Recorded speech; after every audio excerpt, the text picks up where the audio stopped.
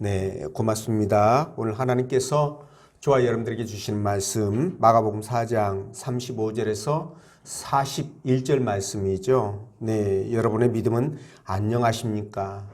제목이 좀 수상해요. 네. 이 제목으로 말씀 전할 때 하나님의 은혜와 사랑이 함께하길 원합니다. 네, 한 주간 편안하셨죠? 네. 그래요. 코로나가 뭐 60만이 넘어서고 막 이러지만 글쎄요, 사람들이 많이 둔해진 것 같아요, 이제. 네. 그래서 이제 우리가 뭐 크게 걱정하지 않아도 되지 않겠느냐, 이런 생각도 하는데, 또 사람에 따라서는, 뭐랄까요, 그게 이제 합병증, 중증으로 되어져서 생명을 잃는 경우도 있기 때문에, 조심은 하셔야 될 것 같다라는 생각이 듭니다. 네. 자, 오늘 제가 여러분들에게 읽어드렸던 이 마태복음은요, 예수님이 이 땅을 떠나신 지 30년이 지난 시점에서 이제 유대교에서 기독교로 개종한 그 유대인들이 있죠. 그 사람들이 구약의 율법과 그리고 신약의 그 복음 사이에서 굉장히 갈등을 하죠. 혼란을 겪고 있을 때 이 마태가 특히 유대인들에게 예수 그리스도 30년 전에 너희가 못 박아 죽인 그 예수 그리스도가 구약 성경에서 말씀하시는 메시아가 맞다. 네, 이런 관점에서 성령의 감동으로 기록한 말씀이죠. 특히 오늘 본문의 말씀은 예수님이 제자들과 함께 갈릴리 바다를 건너가시다가 풍랑이 일어서 배가 전복될 이기에 예수님은 제자들이 어떻게 이걸 대처하는가 이런 것들에 대해서 이제 관심을 갖고 계셨는데 그 부분이 기록되어 있습니다. 그래서 오늘 하나님께서는 본문의 말씀을 통해서 세 가지로 은혜를 주셨는데 그 첫째가 이 길을 만나면 예수님을 깨워야 된다는 것이고 두 번째가 우리의 믿음의 분량을 키워야 된다는 것이죠. 그리고 세 번째는 하나님이 주신 믿음을 잘 성장시켜 나가야 된다는 이 세 가지 부분의 말씀인데, 자, 오늘 이 말씀을 따라가면서 믿음이 우리 이 인생에서 이기를 만났을 때 그걸 이기게 해 주시게 되는데, 과연 저와 여러분들의 믿음은 안녕하신지 성령께서 들려주시는 하나님의 음성을 듣도록 하겠습니다. 자, 첫째로 이 길을 만나면 예수님을 깨워야 하죠. 자, 38절 말씀 읽어보겠습니다. 시작.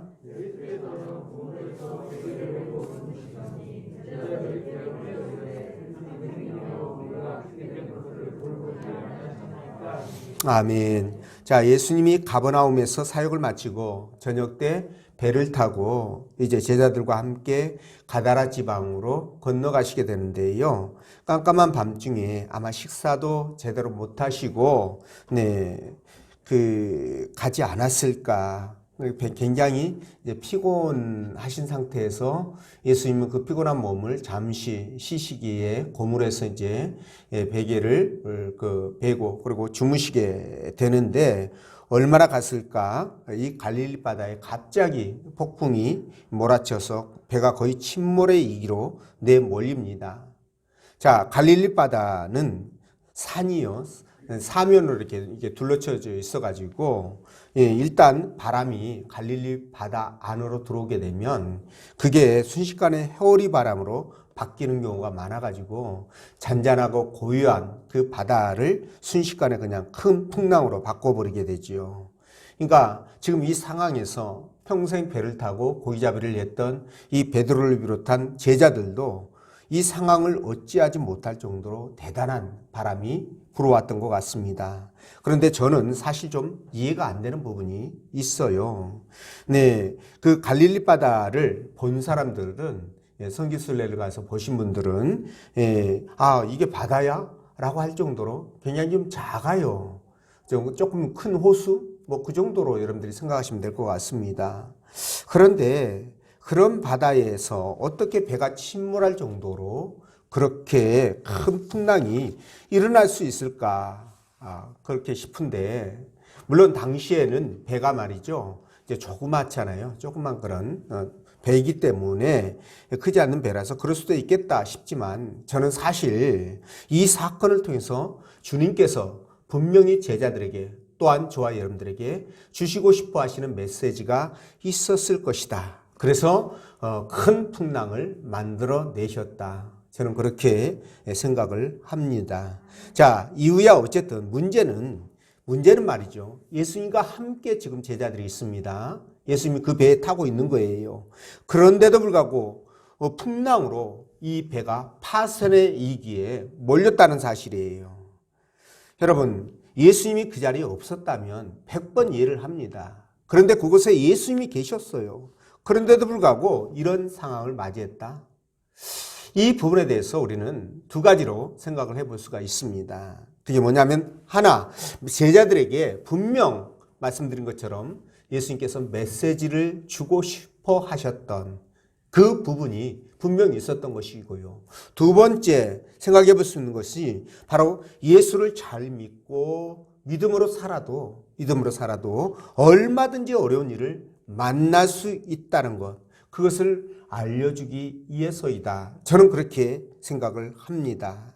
자, 여러분, 우리가 성경을 보지만 성경 많은 곳에서 예수 믿는 주의 제자들이 고난을 받을 것임을 말씀하고 계십니다.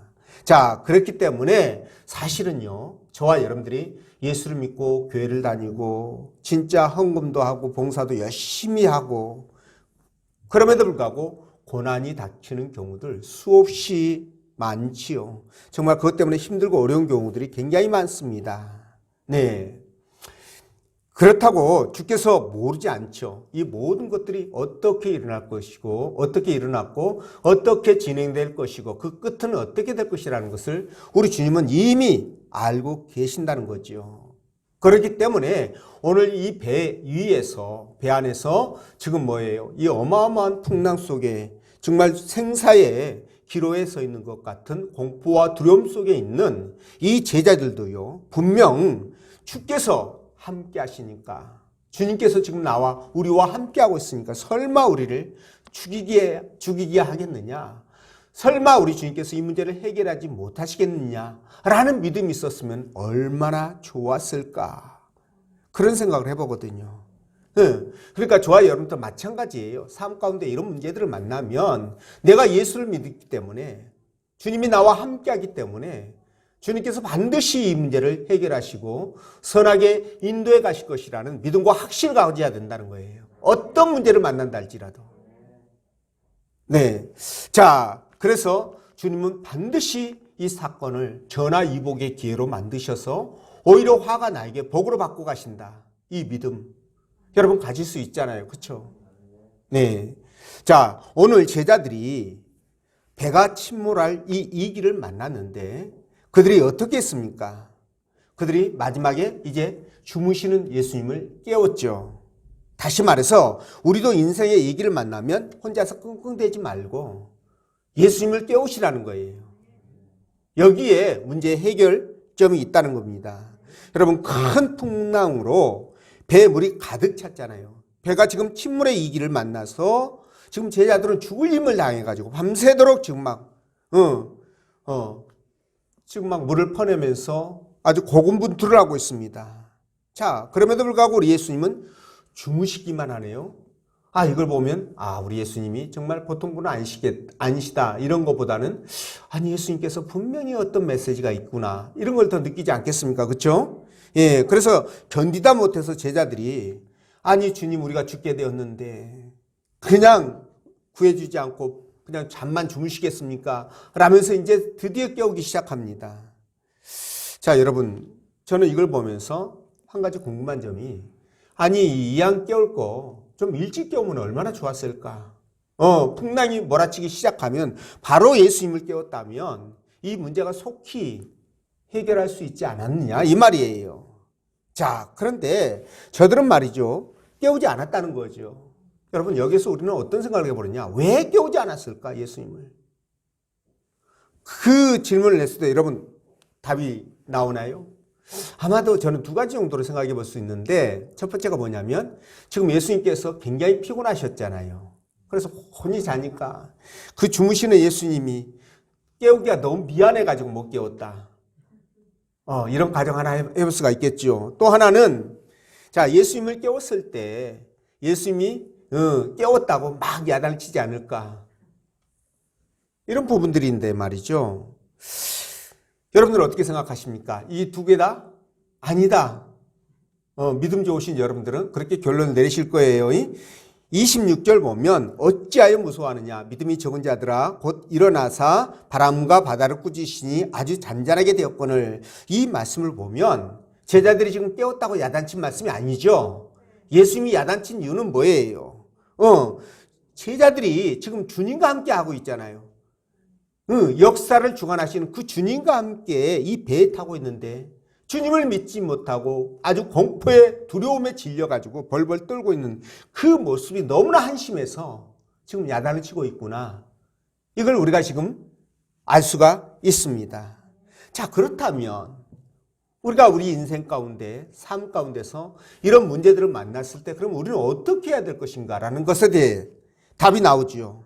말씀드린 대로 우리는 지체 없이 누구를 깨워야 된다? 예수님을 깨워야 된다는 거예요. 이게 바로 우리 믿음이 안녕하시다는 증거 아니겠습니까? 마태복음 11장 28절에도 나오지 않아요? 여러분들 너무 잘 아는 말씀. 수고하고 무거운 짐진 자들아 다 내게로 오라. 내가 너희를 어떻게 한다? 쉬게 하리라. 그렇죠? 이 말씀의 뜻이 뭐예요? 우리가 살아가는 과정 속에 힘들고 어려운 일들 만나면 지체 없이 어떻게 하라는 거예요? 나를 찾아오라는 거예요. 나를 만나라는 거예요. 나를 깨우라는 거예요. 그렇게 말씀하시는 주님 말씀. 우리가 이 말씀을 생각한다면 어떠한 경우라도 그게 크든 작든 문제가 생기면 어떻게 해야 된다? 혼자서 그냥 해결하려고 용 쓰지 말고 심 빼지 말고 어떻게 하라? 주님을 찾아와라. 그거죠? 그렇습니다. 그렇게 해야 되는 거예요. 여러분, 아이가 말이죠. 학교에서 사고를 쳤을 때 그 사고 친 것을 가장 빨리 수습하려면, 해결하려면 어떻게 해야 됩니까? 부모에게 알리는 거예요. 부모가 해결을 해야죠. 지가 그걸 해결하겠다고 머리 싸매 봐야 방법이 없습니다. 아이가 무슨 문제를 해결하겠습니까? 그렇죠? 마찬가지로 저와 여러분들도 문제가 생기고 힘들고 어려운 일이 생기면 어떻게 해야 된다고요? 주님을 깨워야 된다는 거예요. 그게 가장 빠른 해결 방법입니다. 그죠? 왜 그럴까요? 사실 저와 여러분들이 하는 일은 그냥 이런 한 삽, 두 삽 뜨는 이 삽질보다도 호미질에 불과할 정도로, 아니 그거보다 더 못할 정도의 능력, 그 정도 수준밖에 안 된다는 거예요. 반면에 우리 하나님이 하신다면 어떨까요? 거대한 크레인, 거대한 포크레인, 불도저 이런 거 아니겠습니까? 그러니까 삽질 몇 번 해봐야 여러분 우리 하나님이 한 번만 밀어주시면 다 끝나는 거 아니겠어요? 그러니까 비교 자체가 안 되기 때문에 그렇게 우리가 주님 앞에 맡기는 것이 100번 낫다는 거죠. 또 하나님도 부모의 입장에서 자식이 맡기면 아빠 나 못하겠는데 아빠 좀 이거 좀 해결 좀 해주세요. 그러면 부모가 얼마나 기뻐하겠어요. 근데 지가 해보겠다고 끙끙 매고 있는데 얘야 아빠가 해줄게 그러면 지가 한다고 그냥 이렇게 붙들고 이러면은 그 좋아할 부모가 어디 있어요. 그래 너 한번 해봐 이렇게 되지 않겠습니까? 탈북자들이 말이죠. 우리나라에 와서 이거 이제 제일 놀라는 게 이 건설 현장을 보면서 제일 놀란대요.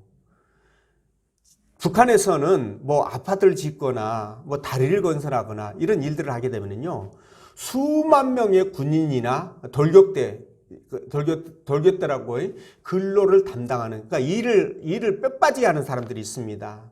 그 사람들을 동원해 가지고 그 일을 하는데 그게 뭐 수년을 걸린다고 해요. 그런데 우리나라는요 공사 현장에 사람이 안 보이지 않습니까? 그렇죠?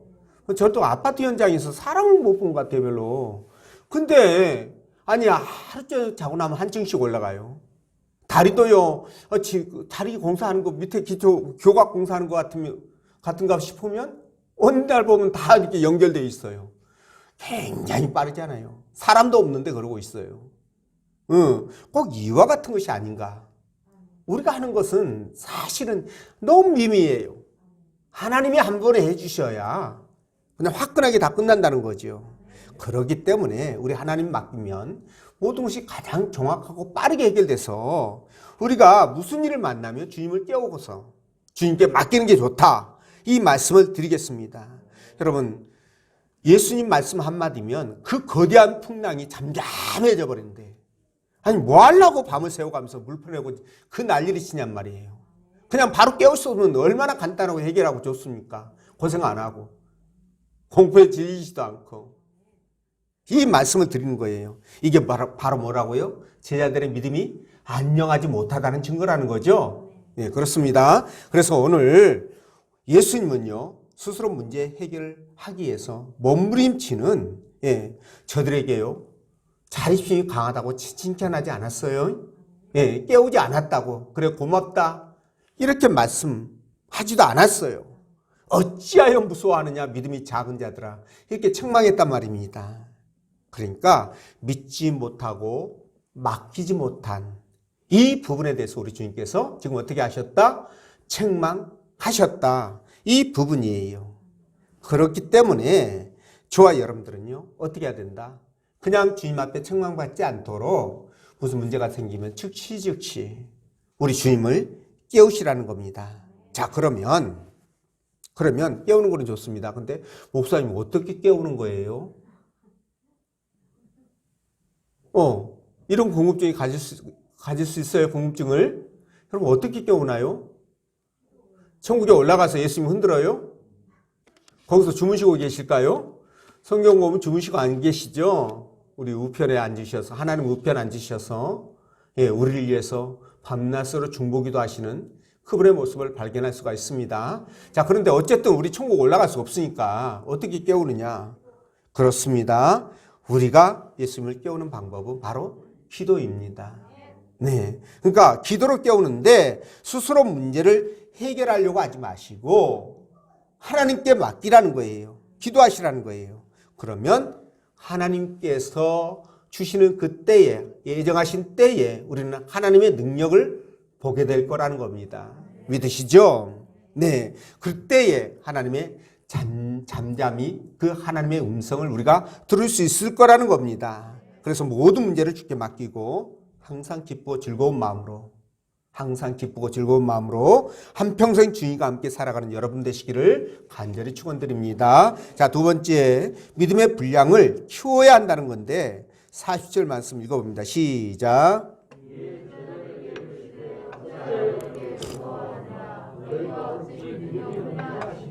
아멘. 자, 제자들이 예수님을 깨우자 예수님께서 바람과 바다를 꾸짖으셨죠. 그러자 조금 전까지만 해도 자기들을 그냥 잡아삼킬 것처럼 그렇게 어마어마한 파도와 풍랑이 온데간데 없이 잠잠해져 버렸습니다.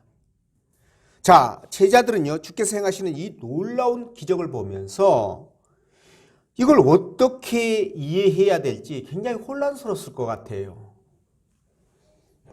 그런데 그들은 지금 대자연을 움직이고 계시는 그 주님의 모습을 그들이 보고 있다는 사실입니다.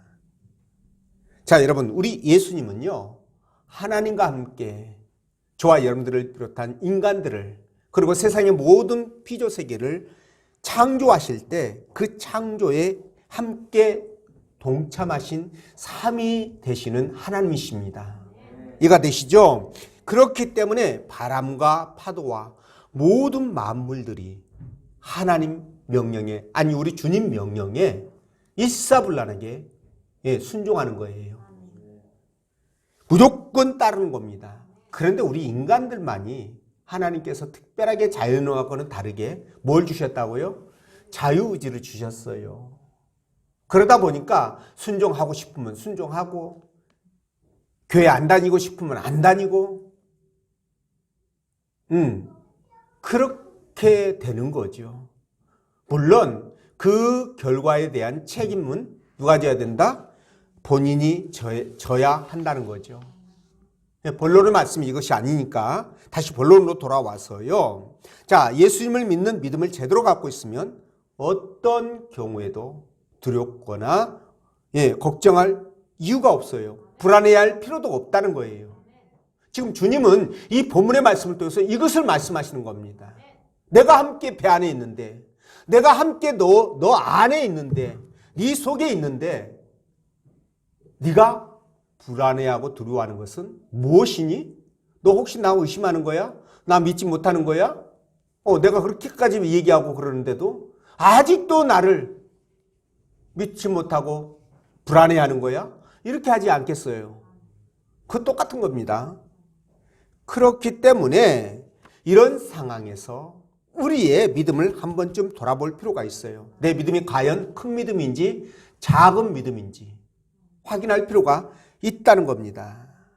여러분, 오늘 예수님이 당신을 깨우시는 이 제자들에게 하신 말씀이 뭐라고 그랬습니까? 어찌하여 무서워하느냐? 믿음이 작은 자들아. 이렇게 말씀하시거든.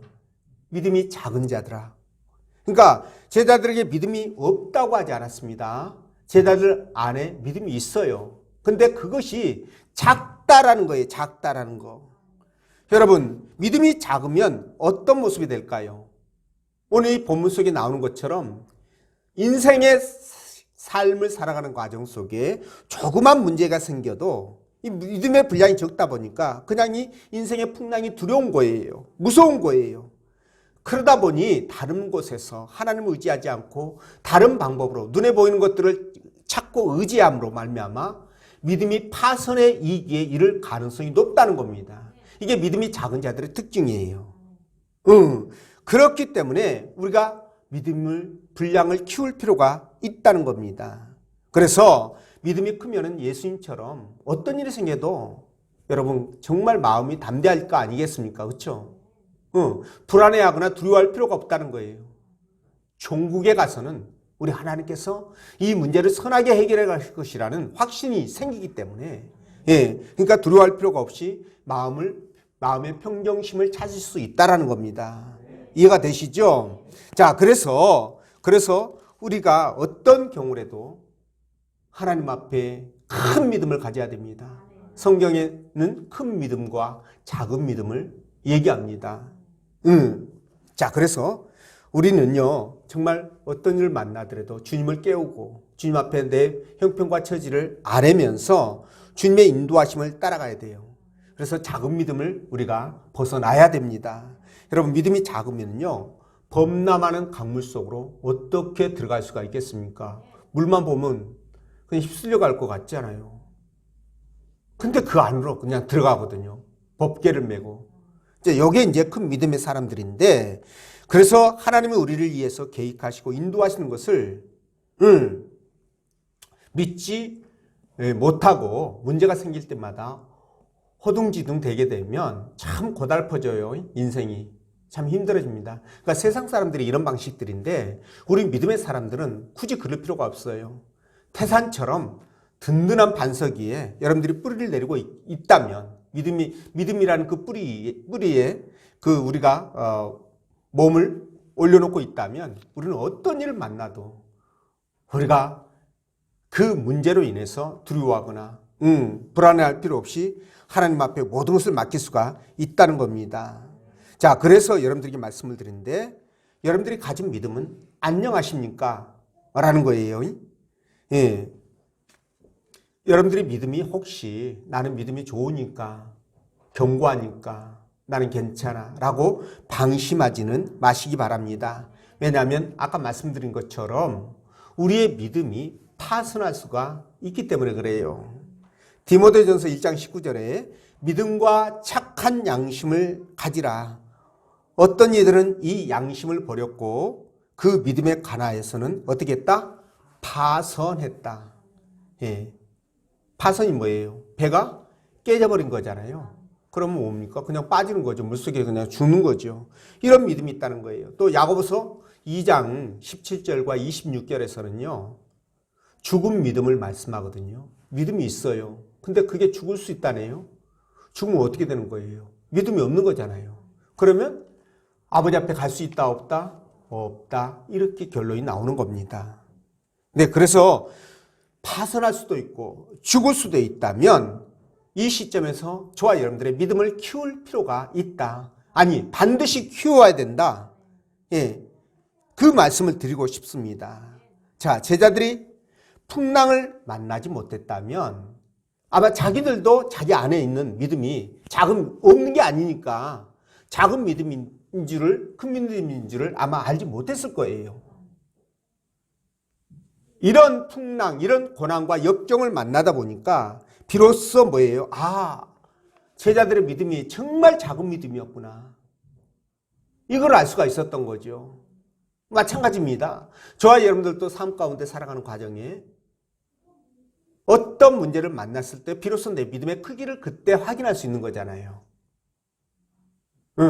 그 문제를 대하고 생각하고 처리하는 과정 속에서 내 믿음의 분량이 나타나는 겁니다. 그래서 말이죠. 이런 부분을 우리가 생각한다면 내 인생을 살아가는데 고난과 역경이 때로는 필요하다. 아니, 주님은 아시겠지만 나는 잘 모르잖아요. 내 믿음의 분량을. 그러니까 그런 것들을 통해서 내가 믿음이 있는 줄 알았더니 엉망진창이구나. 이런 것들을 알면서 각성하게 되고 더 노력하게 되고 더 하나님 앞에 기도하게 되고 그렇지 않겠어요. 이 길을 만나야 그 사람의 믿음의 본질을 알 수 있고요. 또 노름판에서 그 사람의 본색을 알 수 있다 그러잖아요. 그렇죠? 그러니까 고난과 역경의 시간은 때로는 우리에게 필요한 부분이다.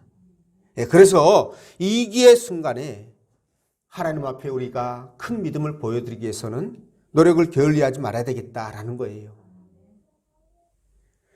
사도행전 14장 22절에 제자들의 마음을 굳게 하여 이 믿음에 머물러 있어라. 고나고 또 우리가 하나님 나라에 들어가려면 많은 환난을 겪어야 할 것이니라. 이렇게 말씀하시는데 이 말씀이 뭐예요? 믿음에 머물러 있어라. 고랬다. 이거 뭡니까? 우리가 믿음을 유지하는데 노력이 필요하다. 그 말 아니겠습니까? 그죠?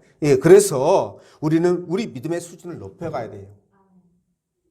하나님이 살아계시고 천국과 지옥이 있다면 또 우리가 이 땅을 떠났을 때 아버지 계신 그 영원한 천국으로 우리가 들어간다라고 절대로 믿는다면, 확실히 믿는다면 여러분 어떻게 될까요? 우리의 믿음은 점점 커지겠죠.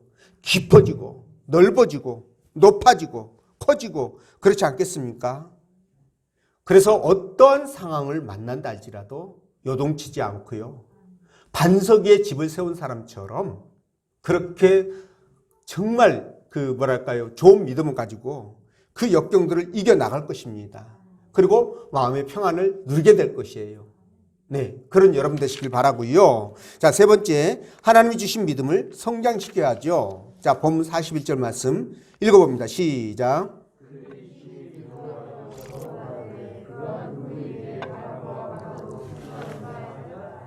아멘. 자, 우리 예수님 보시면 어떨까요? 바람과 파도를 잠잠케 하는 놀라운 능력을 지금 행하시고 계시는데 이걸 보면서 제자들은 이분이 정말 보통 분이 아니시구나.